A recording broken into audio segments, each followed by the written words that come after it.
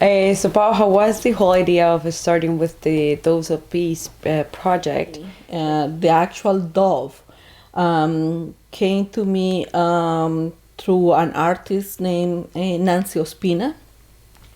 I met her probably at the middle of 2019, and we got together to do an installation for a protest that was happening here in Toronto.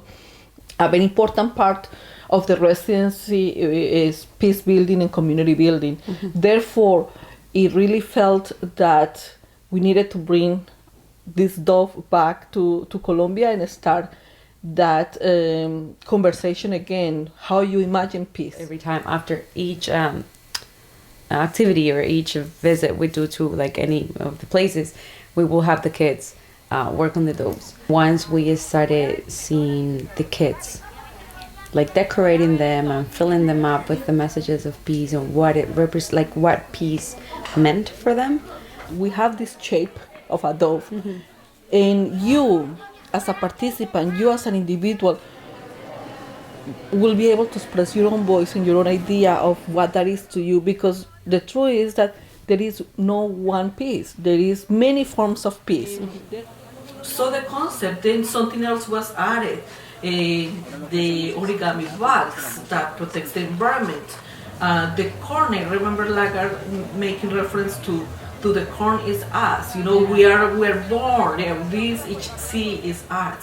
And so how each of us influence what the doves were going to be. And so it is not only the impact for those who wrote in that shape of a dove, or for those who were part of that installation, but also for those who were touched by the project when you were door by door, business by business, food truck by food truck, saying, can you put a dove here? And I will explain the whole project that we were doing, that we were trying in the like peace building project, and that it was just messages from kids of like around town and like from the city that I just wanted to put in there.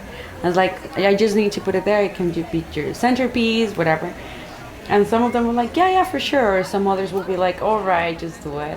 Or they'll be like, oh, let me talk to my manager. And I'll be like, okay. So the manager will come and I will have to repeat myself again and do it, right?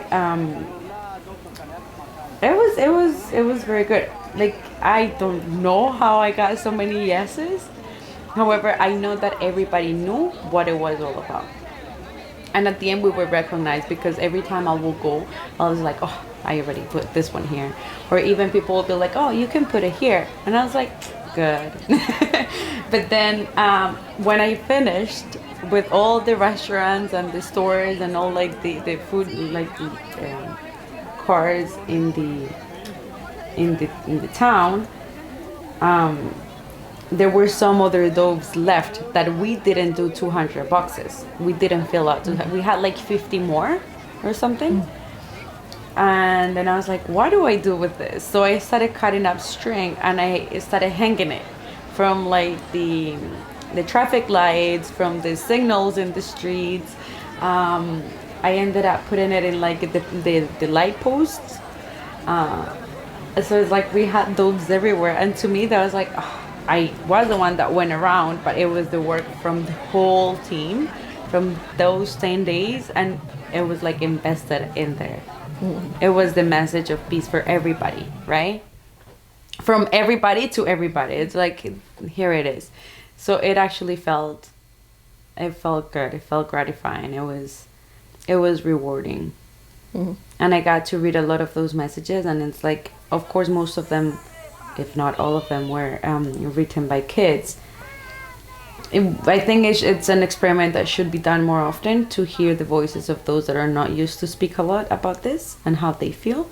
And sometimes they feel more comfortable just writing it down, and then they forget that they are expressing their deep emotions because they're decorating it and putting color into it. And it's like, yeah, I write this, but whatever. Like, they decorate it, but the real meaning is right there. So it is a very, very touching experiment and a project.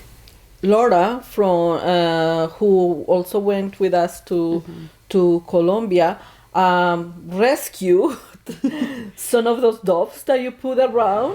So she rescued probably 50 of them, and so right there she said, "Well, I really want to do something with these doves. I want to take them to Canada and work in something."